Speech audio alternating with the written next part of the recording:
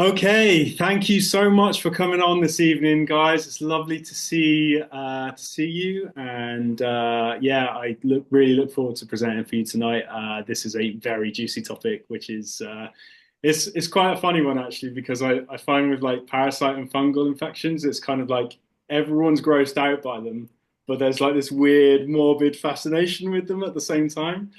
So yeah, we're going to unpack all different areas of fungal and parasite infections, and yeah, I hope this is going to be some really great information for you that you can use to action in your health and well-being journeys. So um, yeah, so we'll have time for questions at the end. So if you guys got any questions, then yeah, save them up. And yeah, let's go for it. Share screen.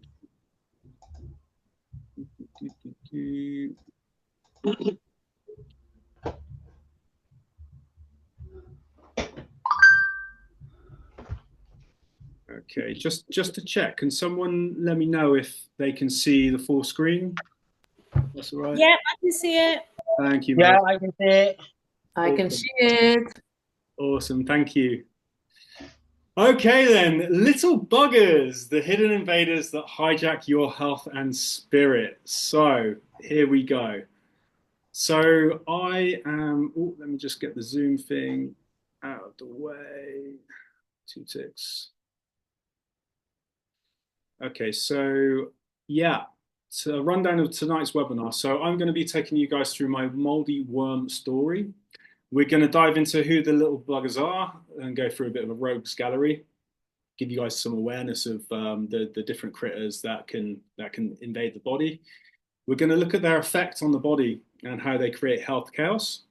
We're also going to look at how they can manipulate our biochemistry and even our moods to create cravings, mood swings, and general distress.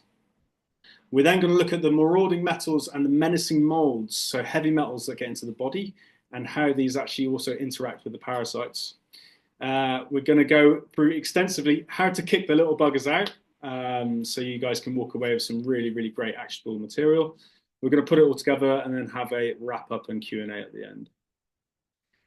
So yeah, first to share my story. I love it that you're on this call, Marissa, because you'll remember the days of Jimbia, which where we met. So back in the day, many years ago. I sure do.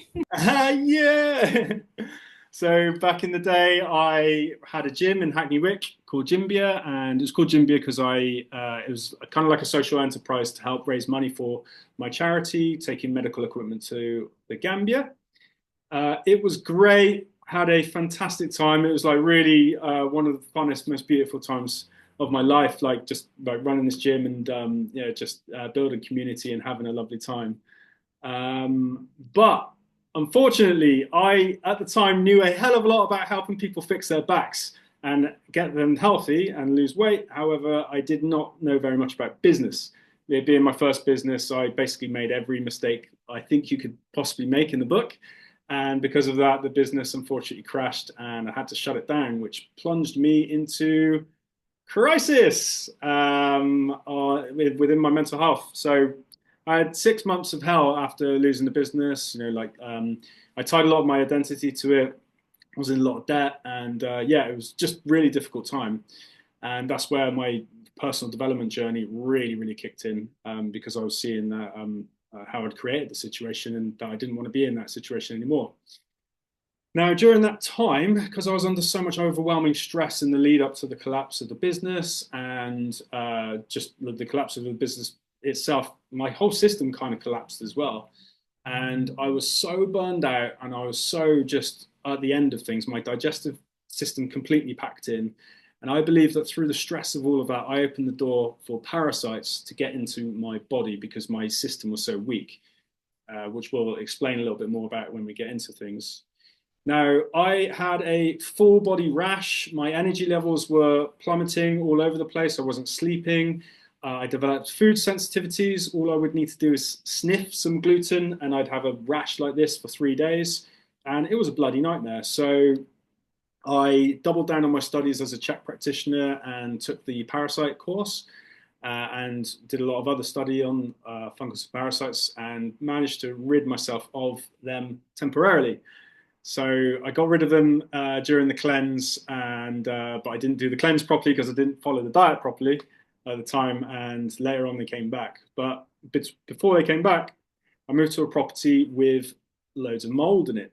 Now, actually, I say loads of mold. It was just a little bit around the window's edge, but that was enough to really trigger me into a really, really bad space within my health. I'm really susceptible to it. Asthma flared up. I was very much brought to my knees. I wasn't sleeping. My whole body was under tons of stress. You like at one point I remember having a three-quarter of an hour walk and just being completely wiped after it. I couldn't really see clients. It was bad, like really bad. So I ended up terminating the lease because the landlady wasn't too helpful with things, and I moved out of there. And then 6 months of detoxing mold from my body after that, in which the parasites came up again, possibly because my system was again so low.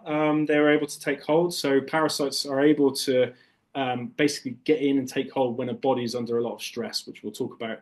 And this time I meant it with the cleanse. I did the cleanse properly, followed the diet, did everything, and managed to get rid of them. Great. But then a couple of years later, I moved back into a mold property. Again, you would have thought I'd learned the lesson. Um, I didn't realize at the time it was mold, but it was interesting because as soon as I moved in there, about 3 days after, I suddenly get anxious, like deeply anxious, like really scatty, and just like, whoa, what's going on here? And I think because my body had already knew what mold was and how much it was like, sucked really badly, this anxiety was coming on as a warning. And again, it got worse and worse and worse, and eventually I moved out of that property as well. And thankfully, I wasn't in there for so long, so it didn't take so long to detox. And then, yeah, my final third time getting parasites. This is really interesting because this is a real eye opener for me. So I had a breakup, and it sent me on a very, very deep soul searching time, as breakups do and can do. And I was surfing lots of stored emotional trauma from childhood, from my past, and really moving that through and out of the body, especially at a breathwork event. And then the day after the breathwork event, where I basically spent the whole week just like releasing a lot, boom, parasite symptoms, rash everywhere, like couldn't touch certain foods. And I was like, okay, I know what this is because I've been through it before.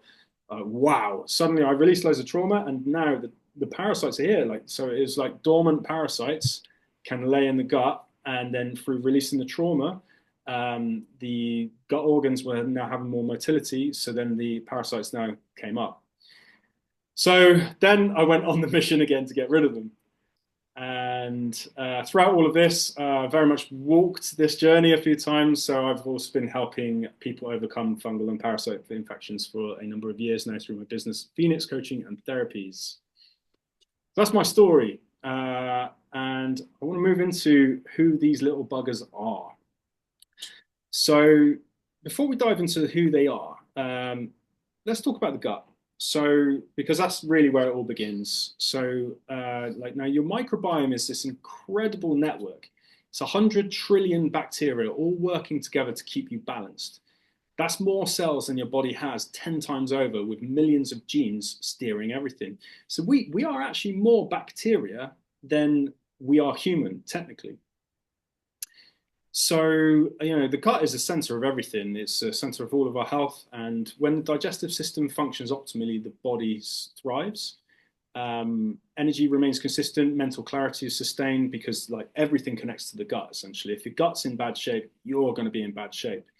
And this comes up in like many different ways. It could come up as a skin condition, brain fog, low energy, and many other ways. So when the gut is basically keeping us in a great space. But when it falters due to stress, poor diet, or parasitic interference, the impact extends far beyond the stomach. So the gut serves as a critical regulator of the entire body, absorbing nutrients, creating and producing nutrients, neutralizing pathogens, and modulating inflammation. So if the gut's compromised, we're not going to get the most from our food, the nutrient uptake. which then deprives the body of essential vitamins and minerals, which leads to fatigue, weakened immunity, and systemic strain. So your immune system is your gut. Your gut is your immune system. So if the gut's not in a great place, the door is open for not just fungal and parasites to walk in, but a whole host of other virus and pathogens. So gut health is total health. Now, toxins accumulate as the gut and liver struggle to detoxify, whilst hormonal balance dependent on gut-derived serotonin and cortisol regulation begins to unravel. So it usually influences the skin, like any problem with the skin is basically a problem with the gut, whether that's rashes or whether it's dry skin, athlete's foot, like anything with the skin is basically a problem with the gut. Acne, eczema, rosacea. So it's often signaling internal imbalance in the gut rather than skin issues. So yeah, when the gut's in a bad space, the inflammation rises, the microbial equilibrium shifts, and the skin manifests these disturbances through breakouts or irritation. So many symptoms can be traced back to the gut. So given that preamble, let's move into who these guys are. So we're going to go through 5 parasites. Prepare yourselves, guys. The gross bit of the webinar is about to arrive. So yeah, first off, we got these guys, tapeworms. Oh God. So actually, so like the parasites employ targeted strategies to disrupt health, striking at the digestive system and beyond. So worms, protozoa, they block nutrient absorption, sap vitality, and the effects go all through the body. So research ties them to conditions like IBS and chronic fatigue.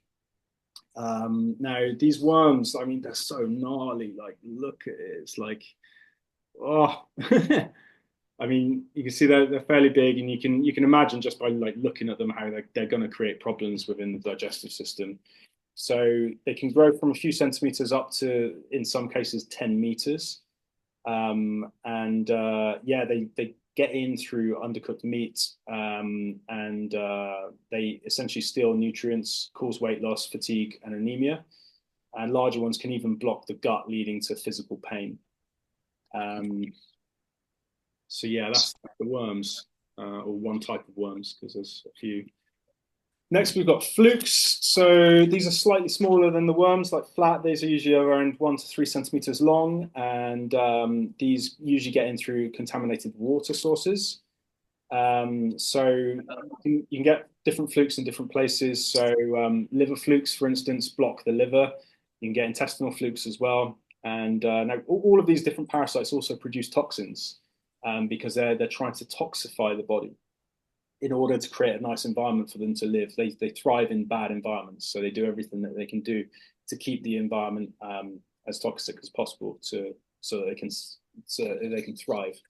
So parasites struggle to live in healthy bodies. So these guys tend to cause inflammation, organ damage, pain, liver issues, urinary trouble. Chronic cases can also scar tissues over time. Okay, next we've got Giardia. So these are even smaller little buggers, tiny buggers. So these are about basically almost microscopic, like a fraction of a hair's width. And yeah, you'd need a microscope to see them. So this again this is contaminated water or food. And these guys can trigger diarrhea, bloating, fatigue. Now, this is usually when you get diarrhea in a foreign country. It's usually these guys are the culprits. Now, if the body's strong, it will naturally fight parasites off. But if you're under a lot of stress, or if the health of the body isn't in the best place, they can latch on and basically stick and stay. Okay, next we've got the Toxoplasma, sometimes called Toxoplasma gondii. So these guys are even smaller, way too small to actually see. So again, it's undercooked meat, unwashed veggies, contact with cat feces. Can everyone pop themselves on mute if that's all right? Thanks, guys. Yeah, cat feces. So yeah, you often hear of like problems in cat poo, and this is the parasite that basically lives in cat poo.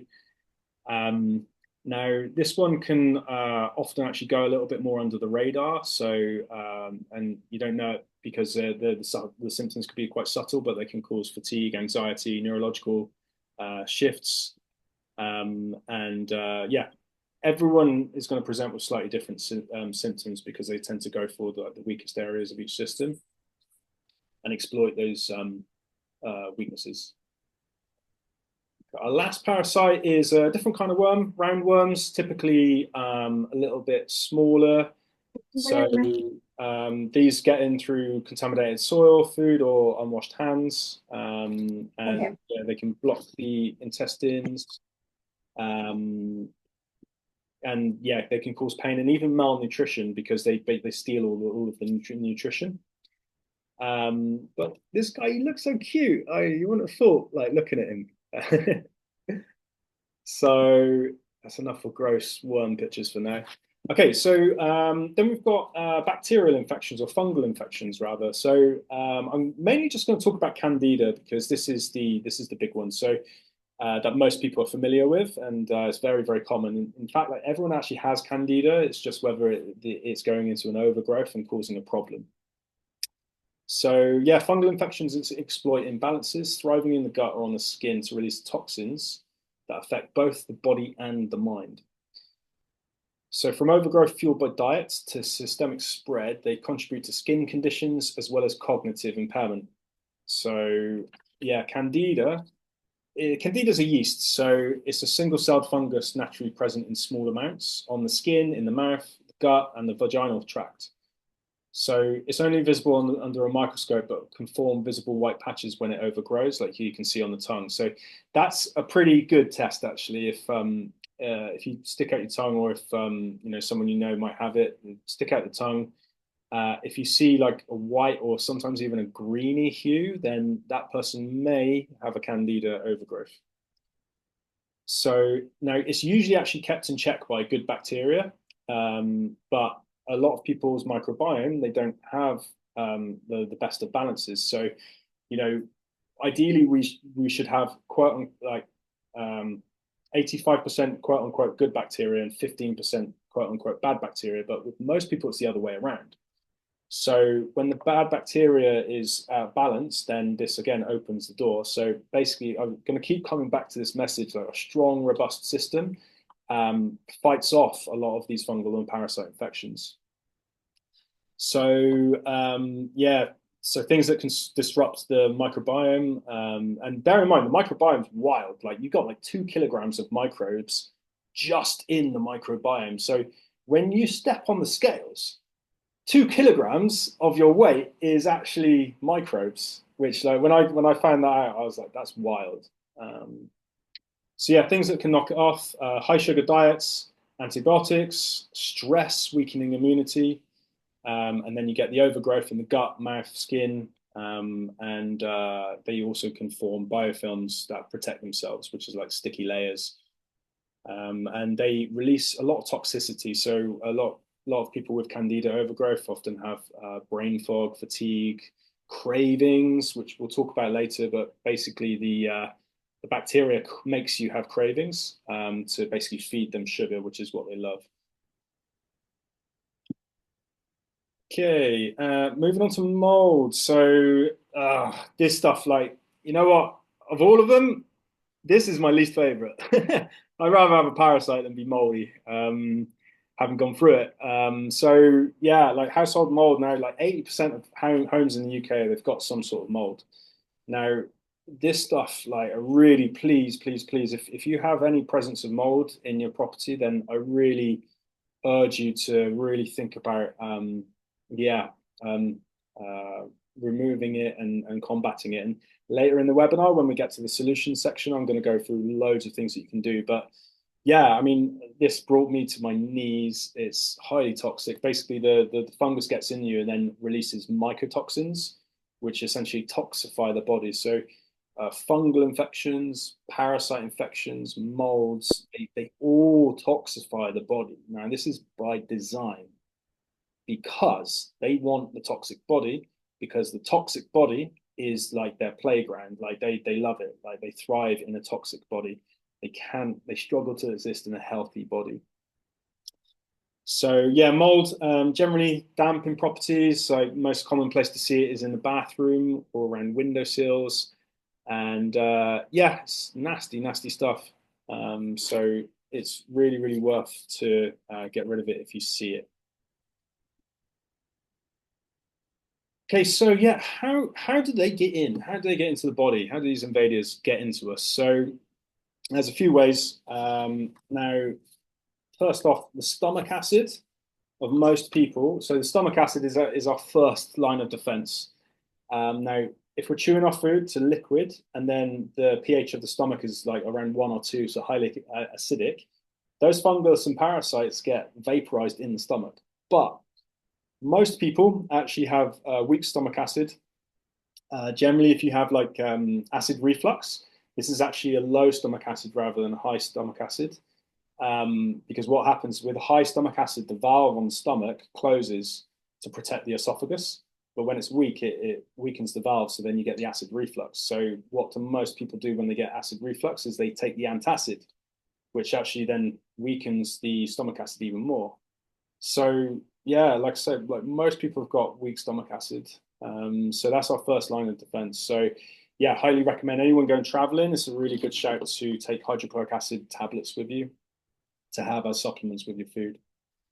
Next, like undercooked meat, untreated water, unwashed vegetables, all of which I'll give you guys solutions for later. So, it's cooking the meat at 74 degrees and yeah, treating the water and washing the vegetables in apple cider vinegar. Public toilets. So like I'm like really cagey around public toilets because it's just they are yeah, I try not to touch too much because yeah, I mean like here's a big tip for you actually.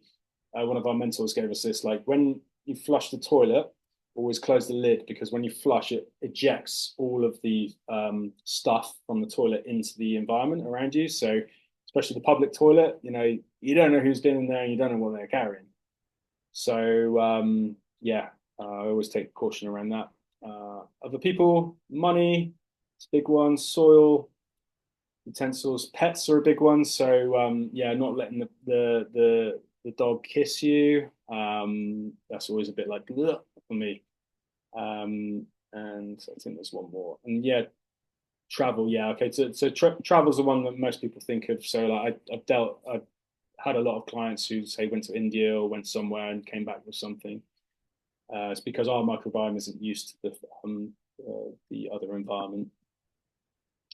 But I don't want you guys to be scared at the same time. It's not about going rigid and just going, oh my God, parasites are everywhere. I need to wrap myself in like freaking bubble wrap. That's not the way because now, like realistically, parasites are everywhere. Now it's just whether they're creating problems. Now, I want to give a shout out to this lovely gentleman called Michael. His Instagram is Compost Michael. Highly recommend following this guy. So this is one of the healthiest people I'd ever seen in my life. Saw him at a festival last year, and he was the compost guy. So he's like compost expert. So essentially, spends his days day in day out around compost, around feces, or around rot things that are rotting, around worms, and look at his skin. Like he's like, wow, the guy's like shining, and he really opened my eyes to a few things because before I met him, I kind of like had a certain mind frame around parasites. But he pointed out to me that actually we all have parasites. Everyone has them, but it's whether they are malignant parasites or not. Now, he actually shared that really interesting fact that actually we're made of nematodes, which are very, very small worms. So if I was to click my fingers and the human part of Jesse was to suddenly disappear, you would see a profile of me of made in worms before they would all drop and disperse, like microscopic worms. So we are more microbe than we are human. So it's not about going rigid, but it is about creating diversity, getting your hands in the soil, exposing yourself to healthy sources of microbes, like this guy does. And like I said, this guy was glowing. So, he inspired me to really move into compost. And when I have like the ability and a garden, I'm going to be doing that. Um, for the health benefits and a blooming garden, like look at the plants compost does for them. So it's not about being rigid and scared. What it is about is working on your health to the greatest degree so that the invaders can't get in. That's the flex. No, it's not about restricting, it's about working on health, in my opinion. Okay, so these guys are clever little buggers. So once inside, they reveal their sophistication. So they're not pests, near pests, but they're adept manipulators of biological systems. Now they employ intricate strategies to persist and thrive. So they get into gut walls and tissues, essentially bury themselves in. And this is where actually antibiotic approaches often can fall short because what happens is the antibiotics can kill off a load of the parasites, but then they get wise to it. The ones that survive burrow in and become resistant to the antibiotics. But also, the antibiotics often don't get the eggs. So then you may get short-term results, but then parasites come back later because the eggs haven't been dealt with. So yeah, they're very smart. And then the next time the antibiotic comes in, immediately they know because they know the signature of the antibiotic and they know to hide straight away in the gut lining. Another thing that they will do is they will chemically modulate and manipulate the system in order to get food. So their top food is sugar. So if anyone knows Popeye and spinach, so when Popeye eats the spinach, he gets super strong. Sugar is like what spinach is to Popeye, sugar is to fungal and parasites. I've even also seen evidence of parasites manipulating one of my clients' behavior. He was on a very, very good track, and then suddenly, boom, back to drugs and alcohol. And the conversations I was having with him, I was just like, God, there's something really weird going on here because it kind of like it's really, really weird to say it, but like, it didn't feel like him. So they, yeah, can manipulate the biochemistry of the system to basically create cravings in order to survive. So they're survivalists through and through. Okay, so stress very much opens the door for the little buggers to come in. So they don't strike at random. They see specific opportunities aligned with your body's state. Now, stress and trauma serve as unwitting accomplices. So research connects elevated cortisol, which is the stress hormone, to candida overgrowth, amplifying its presence during times of strain. Trauma disrupts the gut-brain connection, compromising resilience and leaving the system vulnerable. So when the vitality of the system wanes, whether from burnout or prolonged hardship, these organisms detect the shift. They know that it's easy pickings. They know that the door's open. Because they can detect through frequency.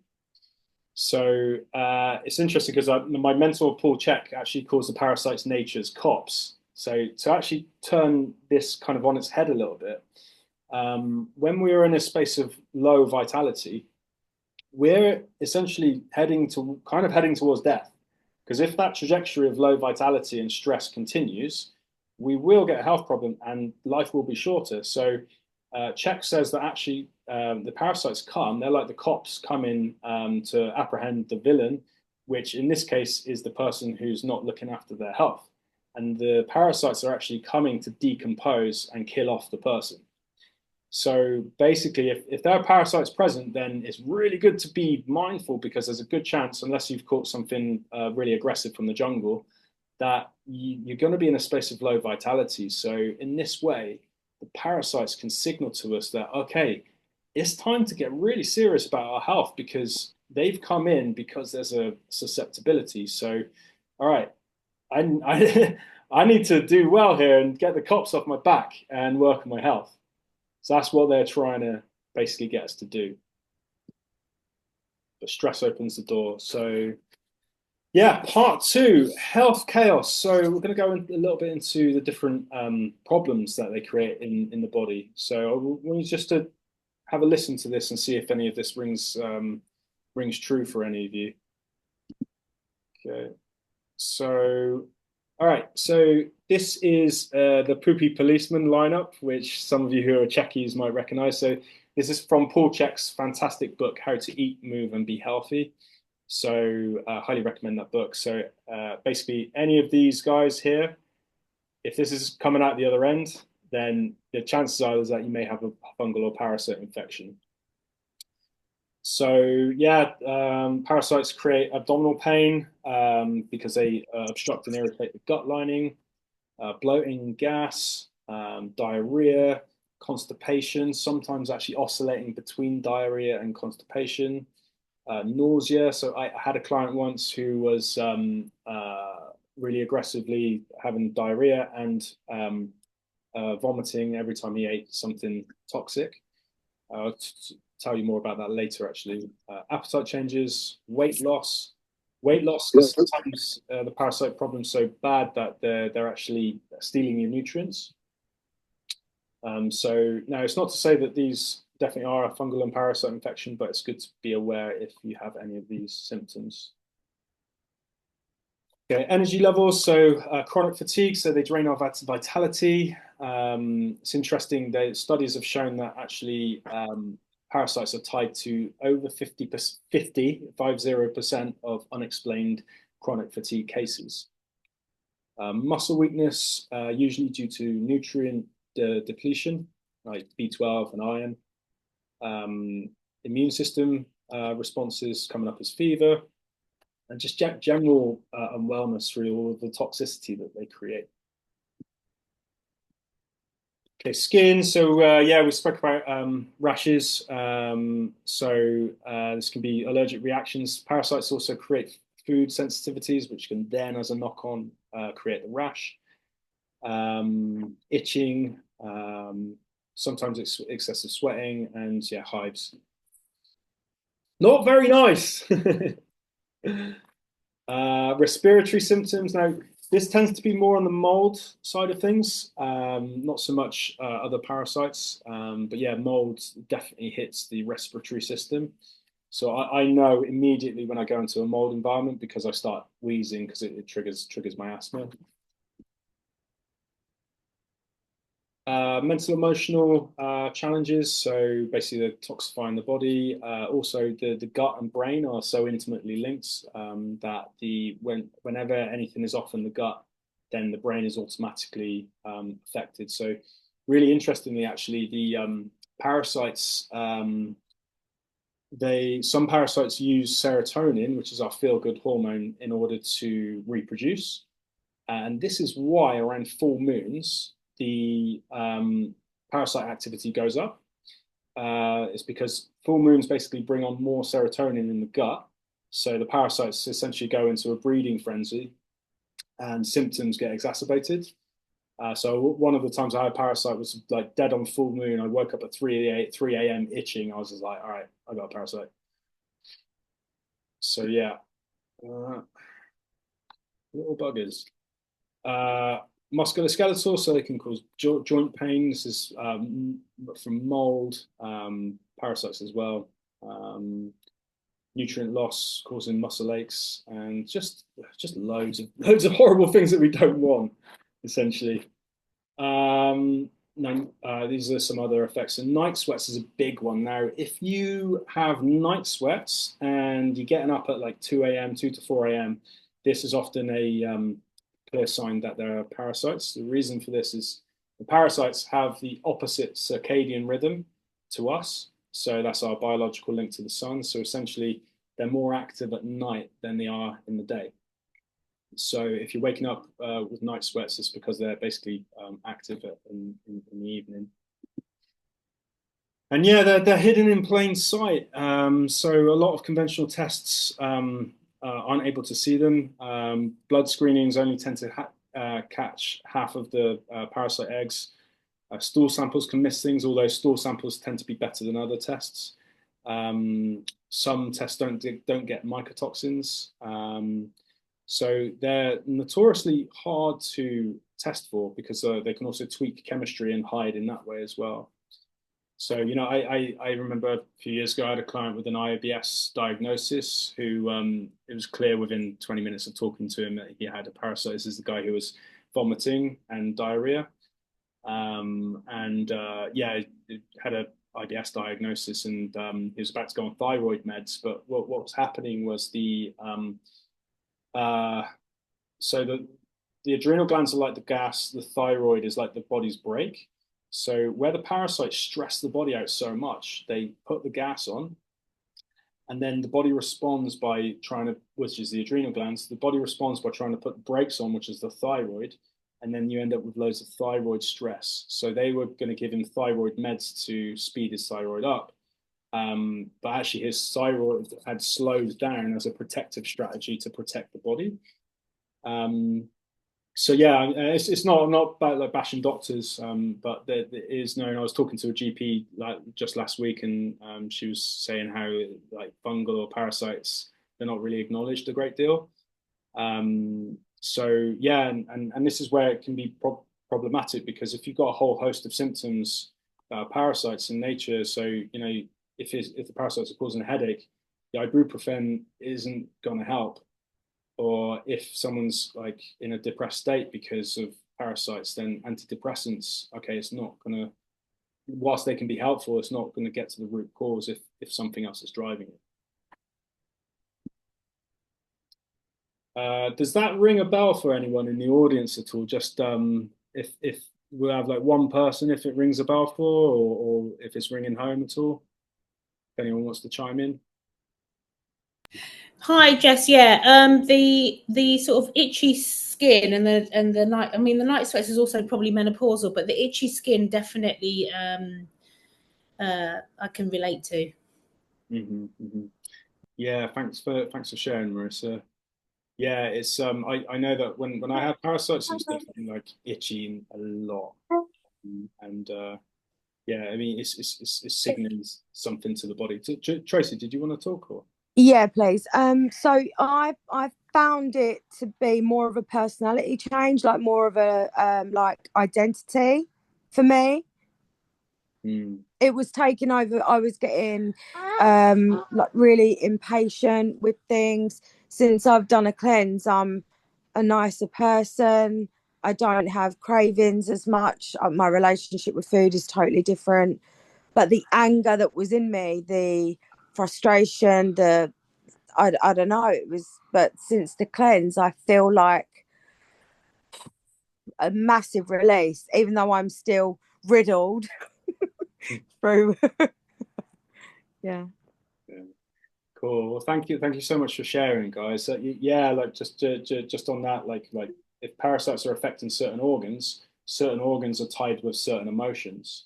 So, say if a parasite is affecting the liver, then this can absolutely produce anger because it's like anger is the associated emotion. I've definitely seen that before with liver parasites. So, yes, very interesting. Also, if they're going to create overwhelming stress on the body, they're going to create skin rashes. They're going to create changes in mood because they're just creating so much internal stress. So yeah, want to get rid of them. Okay, so part three, masters of manipulation. So we're going to dive into how they're basically hacking us. So I've actually spoken about this already in terms of the serotonin. But yeah, like they basically rob our serotonin because they're using it to breathe, so that we're not going to feel as good. And yeah, this is this little guy's representation of our feeling good. Just don't kiss him. But yeah, like again, if the gut's not in a good place, then we're going to struggle. Cravings as well. So they basically hijack our receptors, mimicking different hormones which bring on cravings and hunger. Again, I've spoken about this already. They're trying to feed themselves, and they know what they're doing, so they're going to release chemical modulation to give you cravings, so that they can survive. So those cravings, they're not always actually yours, which is a really like when I learned that, I was just like, oh my God, this is like, yeah, no bueno. And yeah, this is really interesting. So getting into the energetics of things. So now the human has a biofield or aura, and it's validated by science since '92. So basically, parasites intentionally disrupt our biofield. So the biofield is like the electromagnetic field that's generated by the heart. All problems in the body stem from something happening in the field, and problems in the body will create disturbances in the field. So, and again, we can also look at this as like kind of like the opening of susceptibility that I mentioned earlier. So parasites wield influence through energy, disrupting our biofield, which is a vital blueprint of cellular harmony validated by science. So each invader carries its own electromagnetic frequency, which clashes with ours, which creates interference with our signal. So another way to look at the biofield or the aura is the electrical signal. It's signaling. So our body communicates with itself through electricity. So basically, the parasites disrupt the electric signaling, causing havoc in terms of hormone transfer, cellular transfer, because the cells are running on electricity as well. So they're basically intentionally scrambling the electric signals in the body, making it harder to maintain a good space of health. Now, this is really wild. This is wild, what I'm about to share. So this is a pendant. This is a biogeometry pendant. Now, the biogeometry works through shape in order to create harmony within the body. And they've actually done some great things. If you go on biogeometry, it's a Swiss website. They're using shape in order to create resonance in whole areas in Switzerland. Basically, using the shape to go onto the Wi-Fi to broadcast harmonious frequencies through the town. Now, this pendant basically works by harmonizing the organ systems of the body. Now, each glyph is basically an organ. Now, my client was doing really, really well. As he was detoxing his body, he was getting better and better. Symptoms were going down and down. This is the guy who was vomiting and diarrhea.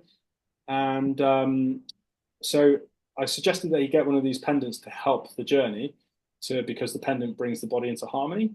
Now, he got the pendant, and immediately his symptoms went through the roof. And I was just like, hang on, what the hell is going on here? What's going on here? Like, he was doing really, really well. He gets the pendant, which is supposed to help, and now his symptoms are like way worse, and his body's back in chaos. And he sent me these pictures. Now you can see the one on the left looks all right, and then turned around, you can see these weird burns on the pendant. So, and this is a brand new pendant as well, this black kind of burn. He described it as a burn. And I was just like, oh my God, is this what I think it is? And basically the pendant where it's trying to create resonance, the parasites, which are especially ruthless strain, were basically fighting back through electromagnetic means, and basically had created this kind of damage on the pendant. And I was just like, wow, I did not know that that was possible. It's really crazy. So yeah, this is how the parasites basically like defending themselves when under attack. And the attack here was actually the body harmonizing itself and coming into alignment due to the pendant.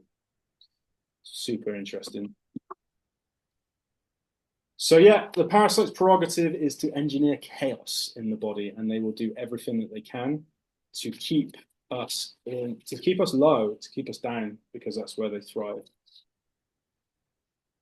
Okay, so moving on to part 4, marauding metals and menacing mold. So heavy metals, so what do they do? They rock. So here we've got an Iron Maiden on the left. We've got a few Metallicas here, and we've got a rare Aussie down here. But no, this isn't the metal that I'm talking about. This is like the good metals.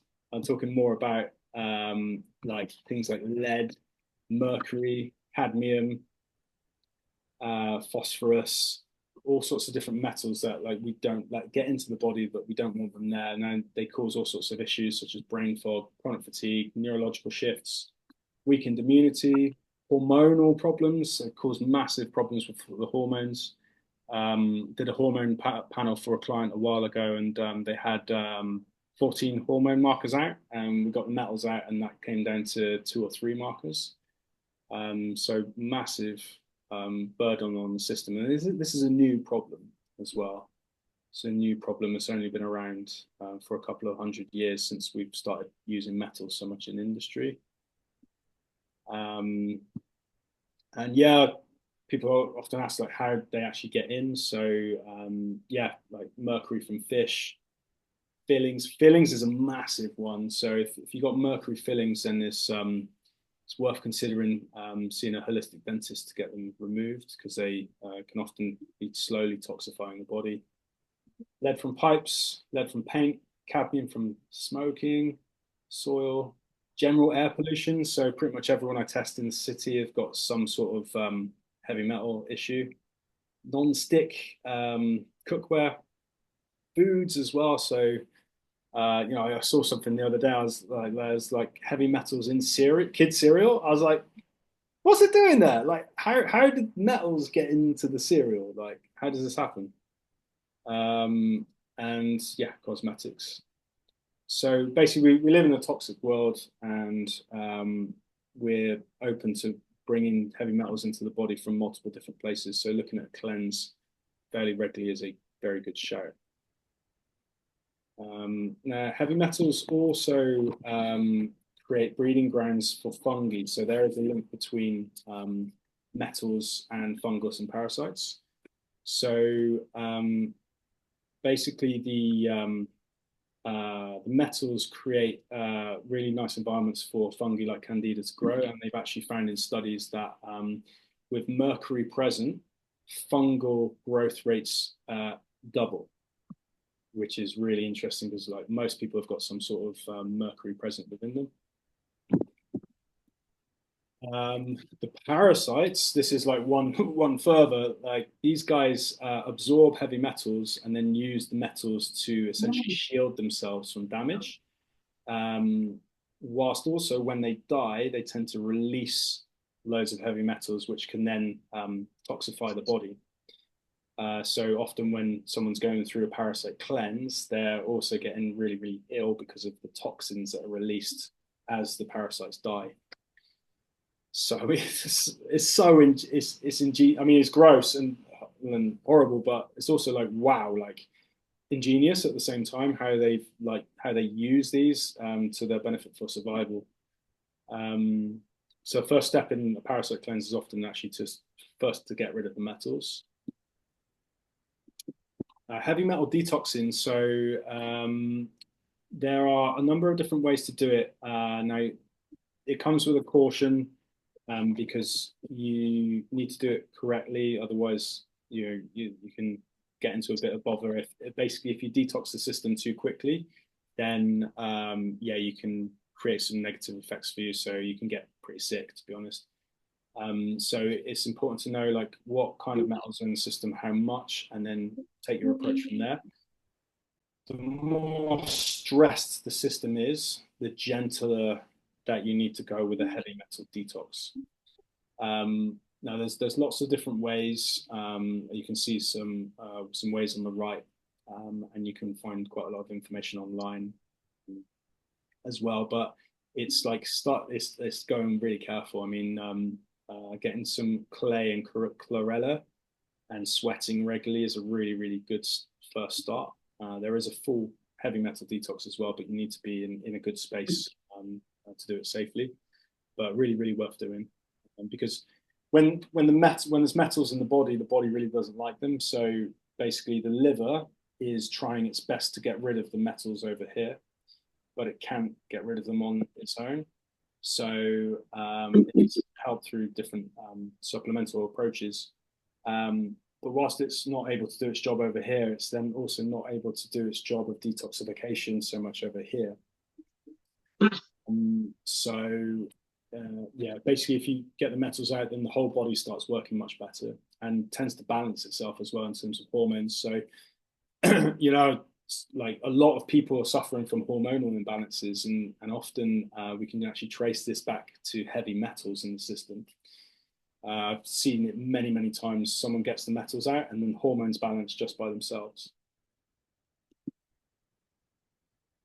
Okay, the moldy menace. So yeah, we've spoken a little bit about mold already. Now there's a lot of things that you can do for mold. So yeah, I mean, first, like the different symptoms. I mean, you can see there's so many symptoms that can potentially be mold and mycotoxins driving it. So like the word that I attach to mold is like insidious. It's like this like horrible black stuff that kind of creeps up and makes us sick.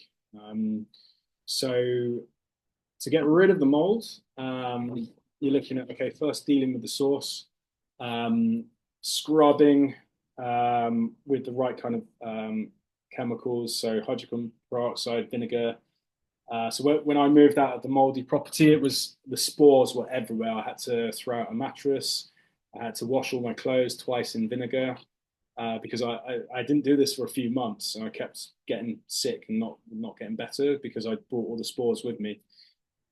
So yeah, I had to like yeah, just absolutely rinse everything in vinegar.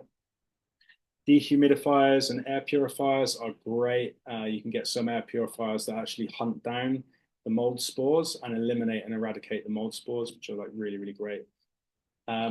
Mold, as well as fungal and parasites, they're releasing toxins into the body continually. So taking binders, such as cholesterol or charcoal, or just going to plug you guys in a sec. Or clay. Bentonite clay is also very, very good for grabbing onto toxins because, yeah, they've just been produced so much now. Also, coffee enemas, really, really great. So coffee enemas, basically, you fill up a bag with cooked coffee and basically drain that into the colon and you basically detoxify the body in this way. I'll talk a little bit more about that in a sec. Different antifungals, but the main thing is just to deal with the source when it comes to the mold, because if you're constantly detoxifying yourself again, then you're going to struggle to get better. For some people, that might look like moving out of a house. For some people, it might look like remediation, which costs a few £100. For minor issues, you can deal with it yourself through sprays. I actually managed to demold a room involved. I sanded the floor down. I painted the floor. I painted the walls. I mold sprayed absolutely everything and got an air purifier in there. That did the job. But yeah, it depends how much the problem is. If it's all behind the walls or underneath the floorboards, it's yeah, you need to assess it from situation to situation. Okay, before we move on, anyone have any problems with mold ever? We want to shout out if it's ever been an issue, or if any of those symptoms ring true for you.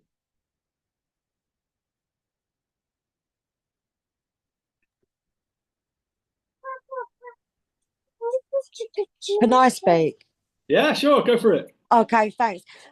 We had a mold problem before. I wasn't actually aware of it, but my partner was super sensitive to it.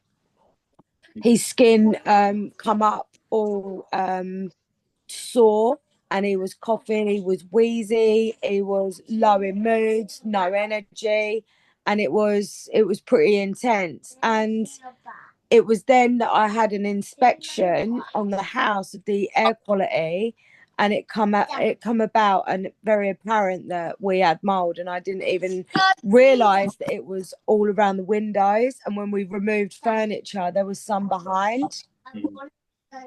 Now that it's been eliminated through scrubbing it down, spraying it, and actually we had to have the guttering removed where it was blocked. So where the rain was coming down and it wasn't being able to get through the guttering, it was just soaking into the brick, which was then leaking through the house. And we had it all new, like plastered and everything. They just blew up the wall where the unit was there. I didn't even know. Yeah, wow. Yeah, thanks for sharing. That's why like the word I associate with mold is like insidious because it does tend to creep up, and it's also really interesting because it tends to affect some people but not others. It did not affect me at all. Yeah, so when I got really sick and my partner and the other people I was living with didn't, I started asking questions. I was like, why am I getting ill but no one else is? This is weird, and that led me down the path of looking into actual what's making my system susceptible to this kind of frequency of mold, and this led me to discover that different pathogens, different viruses, different fungus and parasites, they are different people, differently susceptible to them based on different traumas that they're potentially carrying, and how this is emotionally affecting the body. So with myself, I dialed it back to a specific set of traumas and a specific susceptibility that the nature of that trauma was bringing, which was aligning with the kind of the frequency of the mold. And there's many. I was fascinated by this, so I started digging into it. And yeah, different pathogens and different emotional traumatic challenges that we're storing and holding in the body will open the body up to different things in different ways. So yes, really interesting, which is why actually emotional work is also going to be it's a key part of getting the little buggers out. So yeah, let's move on to some solutions, guys. So yeah, you've heard enough of the issues. So let's see what you need to do to get rid of them. So now, thank you, Tracy. Okay, so I'm a fan with any problem in the body. We're always looking at an integrative, holistic approach in order to bring healing to the body.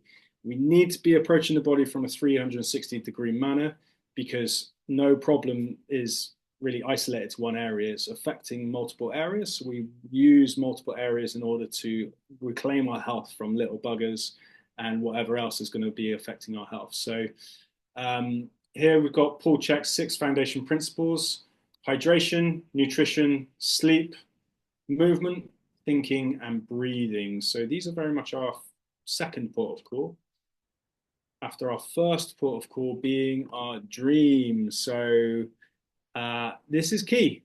It's setting our goal, setting our dream. What inspires you? What inspires you enough to get into the best shape that you can possibly get into?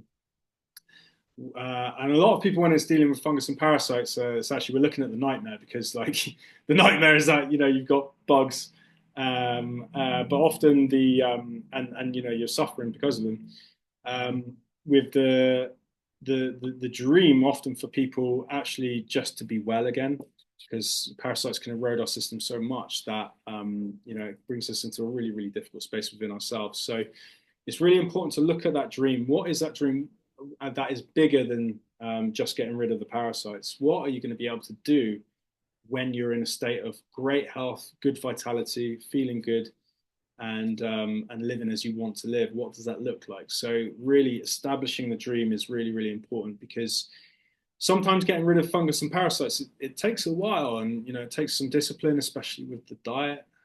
So looking at that North Star, looking at that dream is key towards any healing approach, whether it's fungus and parasites, or whether it's getting out of pain or whatever. This is always the first step. Establish a really strong vision of where you would like to get to within your journey. Okay, second is working on hydration, nutrition, and sleep. So these are our yin principles, our nourishing principles, our healing principles. So drinking water, especially, this is going to bring a lot of flushing into the body. So the best solution for pollution is dilution, which is one of Paul Chek's sayings. This is basically like, okay, flush. Get those toxins out. Give the body what it needs to move toxins through. There's water. Foods, so eating good whole foods, not feeding fungal or parasite infections with sugars, keeping processed foods to a minimum, so like they thrive with processed foods. It's actually interesting, like processed foods is one of the main reasons, along with stress, why our stomach acid is so low. So really looking after your diet. Sleeping, so that you can rest and have enough energy on board to detoxify and kick them out, because healing takes energy. Sleep is our #1 medicine. So next we've got movement, thinking, and breathing. So moving the body is just about more than just keeping health and fit. It's also about pumping the body. Breathing is also pumping. So every time we breathe into the belly, this is like a hug to the organs, and it's helping the organs to pump toxins. It's helping the organs to get nutrients to them to basically be able to fight off any parasites. And this pumping keeps the body flowing. Parasites and fungi love stagnation. They love lack of movement. So anything that's going to pump the body through movement or breathing is going to help. Thinking is big, really big, because especially when fungus and parasites can affect our thought process so much.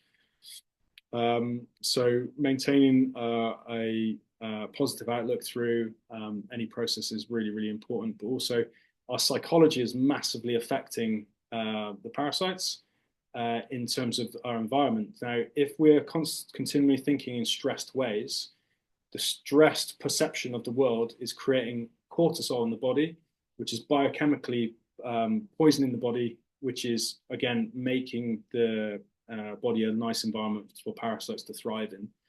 So really like monitoring thinking throughout our general life. And this is where, again, like having a dream is really important, because this can help direct and steer our thinking towards the positive over the negative. So they come first. That's your foundation principles, which is always going to be the case. All right, next off, get things moving. So we need the colon to be excreting poop on a regular basis. Now, constipation, parasites love a colon that isn't moving feces through it. So now this is key before going into any detox approach as well, because those toxins need to get out somewhere. So detox pathways: breath, sweating, number one, number two. So those detox pathways need to be clear and working properly for you to get the most out of your approach. Otherwise, it can actually be dangerous, because toxins will back up. But also, backed up colon is like parasite and fungal infections' favorite place to live. It doesn't feel good either. I've been constipated before, like, oh my God, it's like, oh, it's a very particular feeling. Anyone who's been constipated can maybe relate. Now, circling back to the enemas, actually, which is what this kind of graphic on the right is. So coffee enemas are fantastic. So this is where we boil some organic coffee, drain this into the colon, and then we're able to flush out the colon with the enema. Now, the coffee has this effect of cleaning the liver. This is really, really great. So basically, it stimulates bile flow, cleans the liver, but also cleans the blood. So basically, if you have coffee in the colon, it has this detox effect on the colon, but also on the blood. Now, if you hold it in the colon for 15 minutes, this is enough time for all of the blood of your body to pass through the liver 5 times. And as this is happening, the blood is cleaning itself. So this was a game changer for me when I had really bad mold poisoning. So, I was struggling to function. And I would have a coffee enema in the morning, and it would detox my body. I would feel absolutely amazing right afterwards, because it would have flushed the mold mycotoxins. And then I would feel great for like 2 hours, and then the mold toxicity would start building again, and 6 hours later I'd be back suffering. But they were fantastic to actually just function at that time. So I can highly recommend coffee enemas. Really, really powerful. And just for general maintenance as well. Constipation, they're great for. Like, if I've got clients that are constipated, getting them on the enemas, this really helps to move things through. This isn't actually in this presentation, but I forgot to mention actually breath work. Breath work can be really great with fungal and parasites, because the breath work, again, detoxifies the body. So like 70% of our detox comes through breath. All right. Next off, we're looking to remove irritants, remove irritating foods. Now, we have so many foods that are irritating the gut.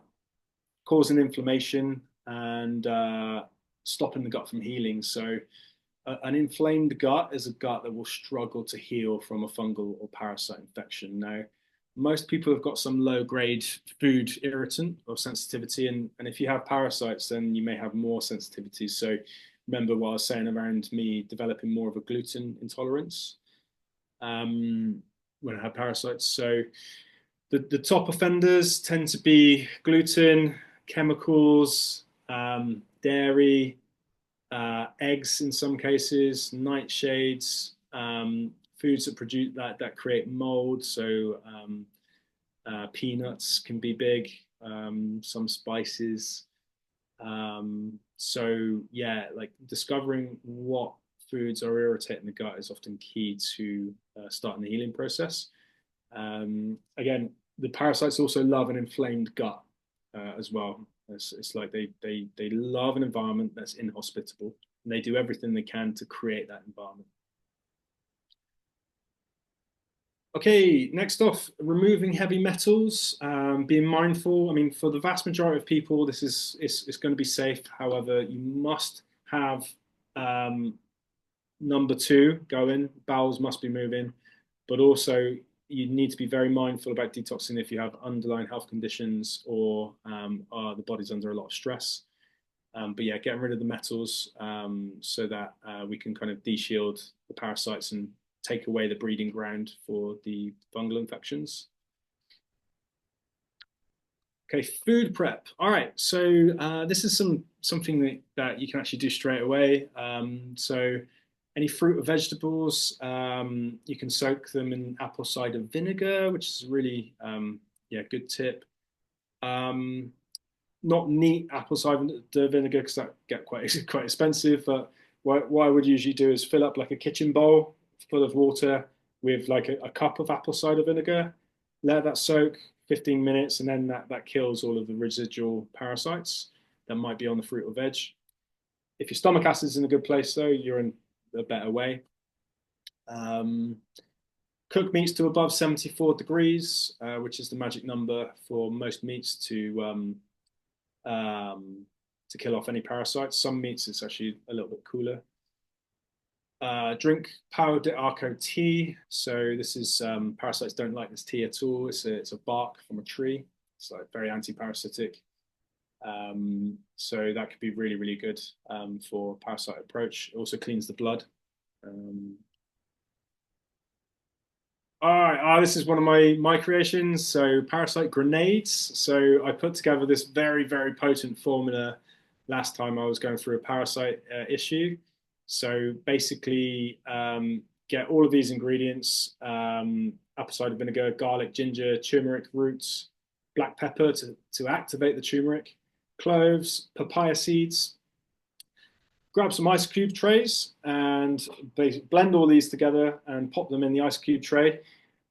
Freeze them, and then you've got like little parasite bombs good to go. And these were freaking strong. Like usually the parasites don't start dying until around 3 weeks in on a normal cleanse. When I started taking these, I went into die-off phase like really quick, which I'll explain die-off in a sec. But basically, these start killing parasites very, very quickly. There's a word of warning: you will stink. So yeah, like stink for a good 2 hours, and also sensitive stomach. These might be a bit much for. Just to have them neat. So if that's the case, then you can also take these ingredients and just put them into your cooking. So then it's a little bit less strong for the stomach. Hope, do you have a question? Hi, yes, I wanted to ask a question pertaining to these little grenades. Yeah. Making them and freezing them, do you just put them in hot water, or are you saying that we should just pop them into like our next stir fry, or like how are we supposed to use the grenades once we mix all of this stuff? Yes, really great question. Thank you for that. You basically swallow them frozen. Swallow the little Okay, and then it'll dissolve in your system and melt. Okay, got it. Yeah, yeah. You can get these tiny little ice cube trays, which have like make these tiny little squares. Mm-hmm. So they're good because you can easily swallow them because like usually the larger ice cube trays, like that's quite big. So you have to chop them up. Try not to touch them because if there's turmeric in there, they stain everything. Like I managed to ruin Yeah. a pair of joggers because I basically wiped turmeric on there. So, Okay. And yeah. then my last question is the quantity in terms of like how much garlic? Is it like one clove? Is it just like a piece that's like the size of your pinky finger for ginger, etc.? Is it like 3 cloves or 10 cloves Yeah, really great for the question. bat So I've experimented with a few different versions or quantities. variations of, yeah. What I'll do is I've got the quantities written down. I'll send them in the email tomorrow. Okay. But yeah, I would say just like play around. So generally, I mean, first off, everyone's ice cubes tray is going to be different size, so you need to make Mhm. sure that It's you've got smaller ones. apple cider vinegar, and Yeah. then basically fill the ice cube trays mostly with apple cider vinegar, and then you add all of the different ingredients. Okay. But I usually have quite a lot of garlic, so like 5 to 8 cloves, a big knob of ginger, like a slightly smaller knob of turmeric or the powder, a little bit of black pepper because it's just for activation, Mhm. sprinkle of cloves, and just a few papaya seeds. But yeah, I'll send that all out in And the then you let it soak in the stuff and then fill it? Like, do you let it soak overnight blend it all or together, and then pop the mixture in the ice cube trays, and then you're grand. got it? Thank you. Cool, pleasure. So yeah, these yeah, they're great. Yeah, I hope that's helpful for you guys. But yeah, just if taking it on an empty stomach, just be mindful because if you're sensitive, then you might be better off actually swallowing these with food, so it's not so abrasive on the stomach. Okay, next, self-evaluation and emotional work. So this is quite an interesting one because uh, it's a really great opportunity when we have parasites to self-evaluate and see, okay, are there any behaviors that I'm in at the moment that might be deemed as being parasitic myself? Like, am I, like taking advantage of others? Am I being needy? Am I like basically being parasitic towards anyone in my life?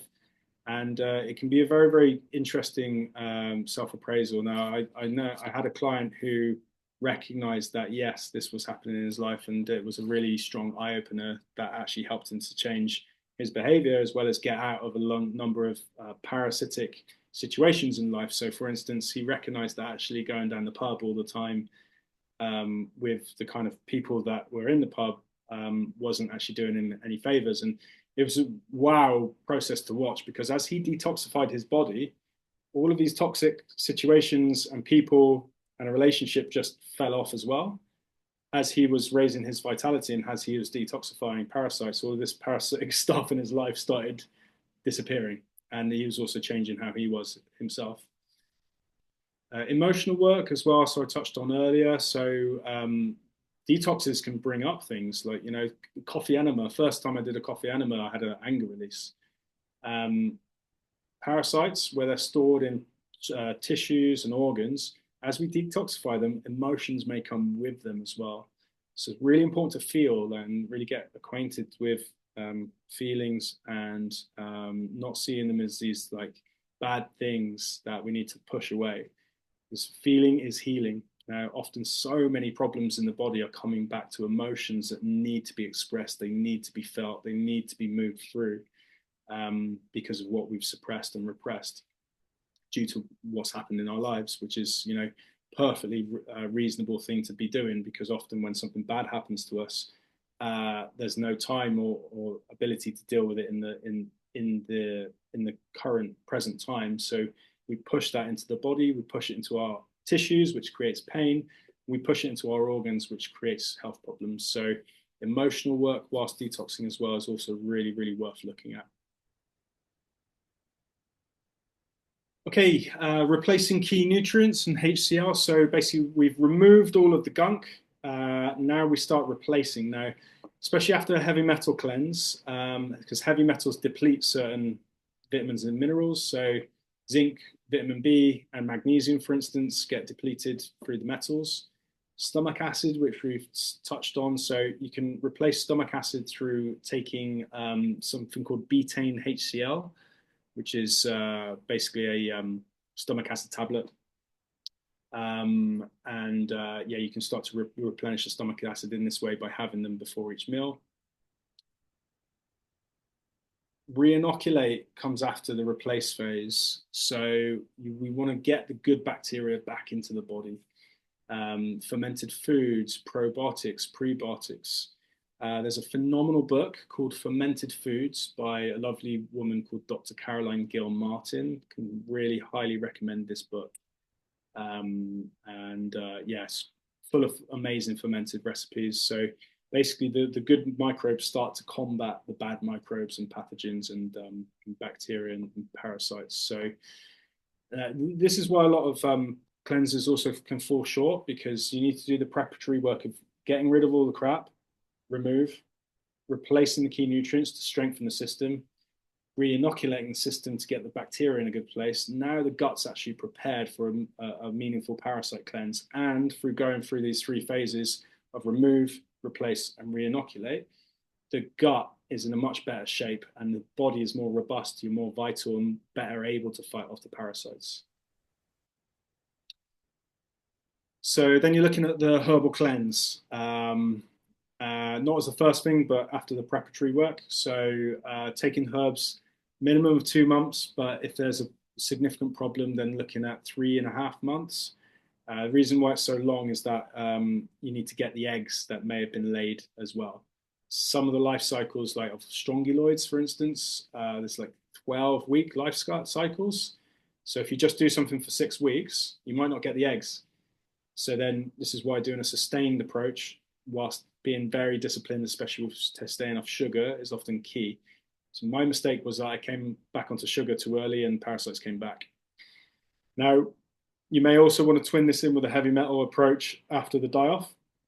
The die-off is basically when they start to die around week 3 or so, they start releasing endotoxins and heavy metals into the bloodstream, again, in order to toxify the blood. So it may be worth looking at heavy metal cleanse again after the die-off to mop up any toxins. And then finally, it's repair and seal.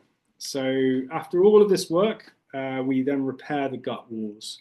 So you can see here on the left, we've got tight junctions in the gut wall, whereas on the right, we've got loose junctions, which often go in with the damaged gut, often causing something called leaky gut. So basically, after all of this approach, you can then meaningfully heal the gut so that you're less likely to get problems in the future. And also, a strong gut is a gut that can resist fungal and parasites and pathogens. Yeah, so putting that all together, start with your dream, then you're working on hydration, nutrition, sleep, movement, thinking, breathing.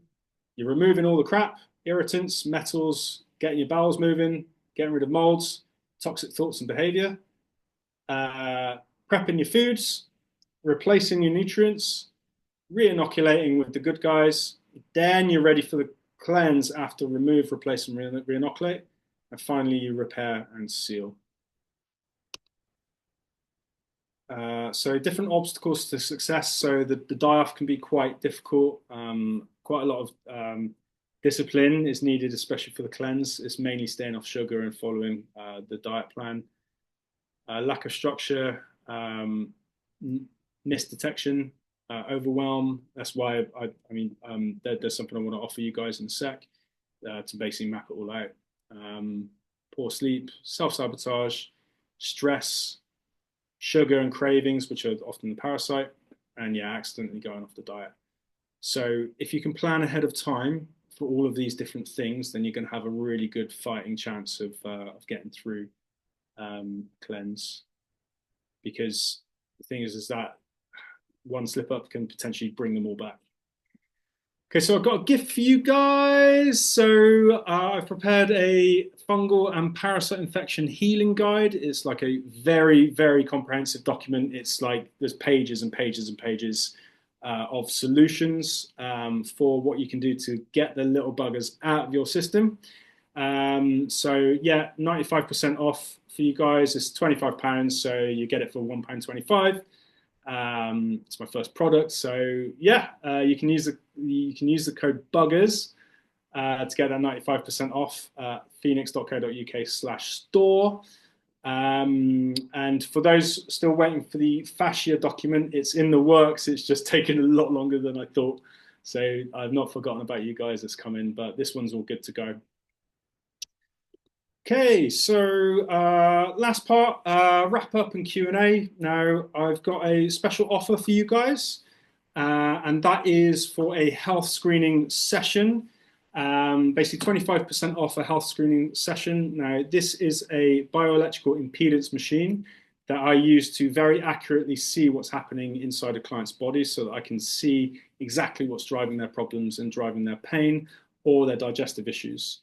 So this amazing machine measures parasites, so I can see exactly what parasite is affecting someone, fungal infections, vitamin deficiencies, food intolerances, so I can see what's creating the inflammation, see what toxins there are, if there's like a dust mite allergy that might be driving something.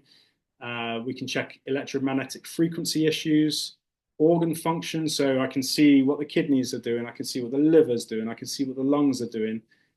Which helps me to build a picture of why someone has problems, energetic flow, and many, many more key markers. So here you can see the display, one of the displays. So these are the viruses. These are the different parasites that it can read. Especially the parasites have been able to help a lot of people with this and alter the trajectory of where they're going. So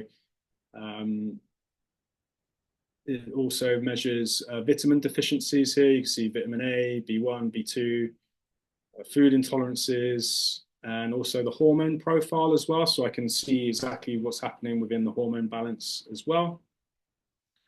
And also got a little video demonstration as well.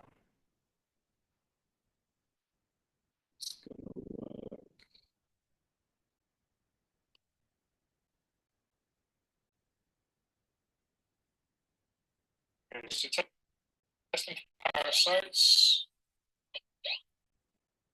Okay, so that's the liver fluke. I'll explain what they are after. Roundworm, okay. Salmonella, no, no, no. Shigella, no. E. coli, no. Amblia, no. Toxoplasma gondii, no. No. No. Okay, no.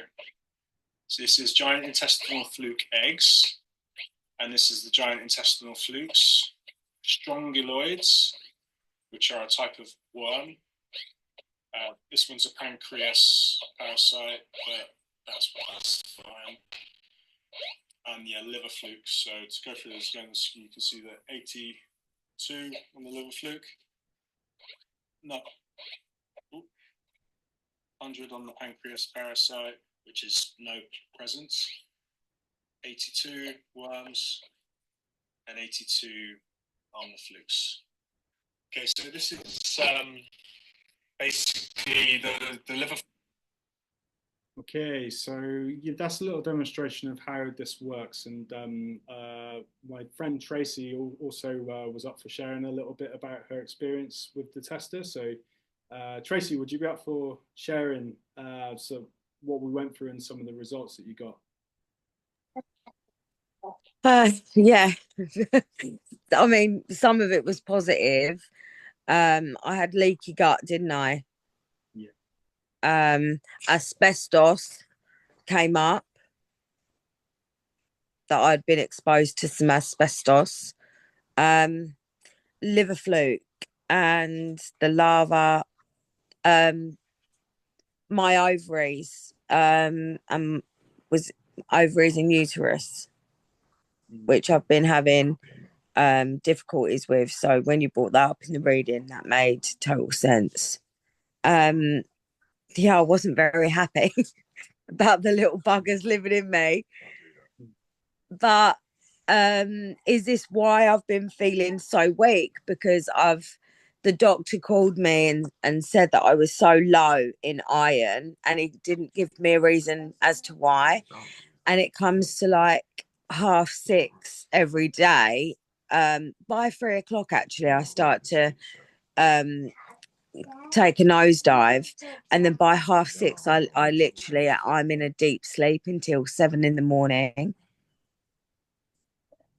Yeah, absolutely. I mean, like there were like a number of different markers that were like stressful in the system, and not just putting you on the spot. We spoke about talking about this. Oh, absolutely, yeah. No, I wanted you to promote it because this is I mean, I've stopped smoking. I've smoked for like, I don't know, 15-20 years. Like today I haven't smoked. I only was with you yesterday when we done this, and today I haven't smoked. So moving forward, that's it. I'm not a smoker anymore. I mean, I'm gutted, but I'm not really. I am, but I'm not. But yeah, I wanted you to share this so that it can change the lives of others as well. Yeah, cool. Thanks for sharing. Let me mute myself. Sorry, the babies. Oh. No worries, no worries. So yeah, if anything is wrong for you in this webinar, then it could be worth having a look at this session so we can see exactly what's happening for you. Thank you so much, Tracy. So there's a deal for you guys. It's usually £160 for this session, but for being on this webinar, it's £120 to gain clarity of what's happening for you. Again, if you go to the store and if you wanted to get the Parasite Guide, then there's an option to also put this in the cart as well. Otherwise, I'll send some information about out about it tomorrow. So yeah, and then I've got another webinar coming up on 14th of April at 7 p.m., which is going to be called the Nourish to Flourish webinar. And this is all about stress and burnout if you want to get involved with that. So yeah, we got some time for questions if anyone would like to ask. I'm just going to come out of that. Sorry, Jess, I would like to ask actually, because on my reading that you done yesterday, it did come up that I was coughing. Not. I'm tired. I'm stumbling with my words. My body didn't agree with coffee. Does that mean that I can't use it to clear my gut? Because I might be allergic. That's a great question. Yeah. So the coffee enema is working differently to the coffee that we drink. So the caffeine, jury's out on it a little bit, but it's believed that the caffeine doesn't actually come through the bloodstream from the colon, whereas if we have it digestively, it's going to get more into the bloodstream. So there's a barrier with it getting into the body. So you would need to test it. I've got a coffee sensitivity. Coffee sends me into, I can't drink very much of it. If I was to do the machine, it would definitely come up with a coffee sensitivity, but coffee enemas, absolutely fine. But like the coffee enema is actually supposed to, like, coffee is an irritant of the digestive system. So for the enemas, that's actually a good thing because we want the enema to actually irritate the colon in order to expel the waste. Yeah. So, yeah, nice topic. What is a coffee enema, Jessie? I'm sorry if that's thick, but I don't actually know what an enema is. No, not at all, not at all. So a coffee enema is basically you cook up coffee, put the coffee into an enema bag. That goes from a tube, which you then basically put in your bum. You then drain the coffee into the colon and you hold it there for up to 15 minutes if you can do that. And then what it does is it flushes, you then go onto the toilet and then it flushes through and flushes out. And what it does is it cleans the colon. I mean, to be a bit gross and graphic, the first one you do, you will want to do more because it usually smells really bad. because basically you've had like years and years and years of stuff in the colon. And sometimes like things get stuck in the colon. Yeah, like so there's all sorts of crazy stories about people having like marbles that they swallowed when they were a kid still in the colon.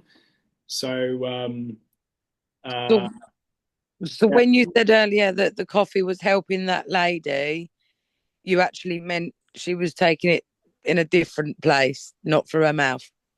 Yes, yeah. So she was extremely constipated, so she was using the enema to actually get things moving.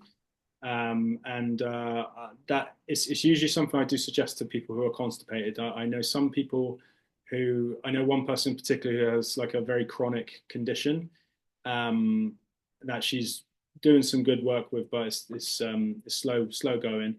And enemas is the pretty much the only way in which she's able to get things moving because she's so severely constipated.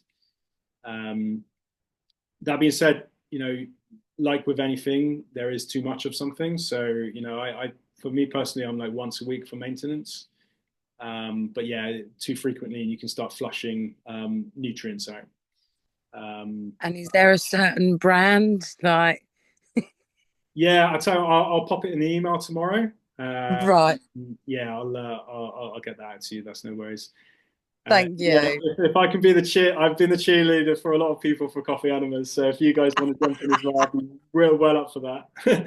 You send me a message, let me know how it goes. Yeah, it's like you put yourself right in the shit. Yeah, yeah. Uh, yeah, so we're going a little bit over time, but so if anyone wants to leave, then go for it. But we can maybe have another couple of questions. I know Hope you popped your hand up if you want to ask. Yeah, so I don't have a question, but I was just going to advocate for the coffee enema. I used to do them some years ago. And so Jesse, when you say up to 15 minutes, I don't think I lasted that long for 15 minutes. I think my time was like 7 minutes or 8 minutes. And I was like, ooh, because it's really that effective. Um, and I just wanted to co-sign on the coffee enema. That's all. Yeah, thanks so much for that input. Yeah. So 15 minutes is good just because the blood goes through the liver 5 times. But on that maths, if you're holding it for 7 minutes, then the blood's still getting a really strong cleaning effect. Often, if someone can't hold it in for longer, I say go more concentrated on the coffee, but less on the volume of liquid because it can be quite hard to hold that Sure. liquid. Mm-hmm. Yeah, Okay, got it. You so just inspired me to start them back up. So thank you so much. that's mission accomplished. Yeah. Yeah. That actually Yeah, makes me too, Jess. Me too. guys, this makes me deeply happy. Such a funny thing to be happy about. But yeah, like any questions, like just send through because it can be a bit of a process because the tube can get blocked and but yeah, I'll send through instructions. So okay, Franziska, did I get that right? Franziska is a question. I have a question about ivermectin, which you haven't mentioned. Do you prefer to work with the herbs? Because I know that a lot of people recommend also castor oil frozen, and there's all kinds of things out there. But I know ivermectin is really taking off online when it comes to parasite cleanses. Do you know anything about it? Yeah, so within my role as holistic health practitioner and also with the core qualifications, I can't say to someone go and take ivermectin. Um, However, there have been anecdotally very positive results with it.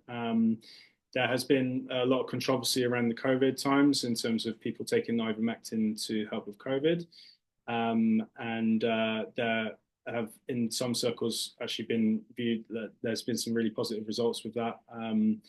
Now, ivermectin is also misunderstood because a lot of people, especially in the media, saw it as a horse dewormer, but they actually missed out that it's actually a legit human dewormer that is recommended by the medical establishment. So, whilst I can't say go and take ivermectin, and it's I do prefer the herbal approach, but you're best off going through. I'm not even sure who you'd go through because medical establishment, you might not get anywhere with it. But I know with I can't say go and take it, but I would generally err definitely more towards the herbal approach anyway. Just because every medical drug, whilst ivermectin there has been some positive results with it, every medical drug does have a side effect. I'm also not dogmatic. Sometimes antibiotics are like a great approach, but obviously ivermectin is not an antibiotic. It's just to paint a different example. Sometimes antibiotics are the best approach that someone has, but we just need to be very, very mindful around gut healing afterwards, because the antibiotics tend to wipe out everything. So yeah, I would prefer the natural herbal approach, but I'm not dogmatic. But I can't go and say go and take ivermectin. If one was to decide to take ivermectin, though, then doing the preparatory phases for the gut of removing the irritants, replacing key nutrients, and re-inoculating still would stand for sure, because a lot of people fall short when they just take a dewormer or take a something, it kills everything, but then it doesn't really get everything, as mentioned earlier, because the bugs get more sensitive to the particular thing that's killing them off. So then they're stronger later. And also you don't get the eggs. So yeah, hopefully that's Amazing. Thank you so much. Can I just say, I have done the castor oil. I done it on a full moon, 5 frozen tablets for 5 nights, 750 tablet sizes. I mean, they're quite big. I just throw them all down my neck at once and just done with it. But that did seem to work for me massively. And even though I do have 2 parasites left that are in me, I kind of think, what else was there before I got rid of the others?